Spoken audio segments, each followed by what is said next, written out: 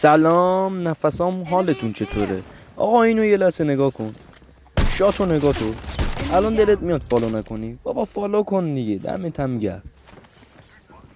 بچه های یوتیوب هم باید ساب کنن، یادم نمیره در نرید کسا. بیا عصبانی شدم، اینم گرفتم زدم.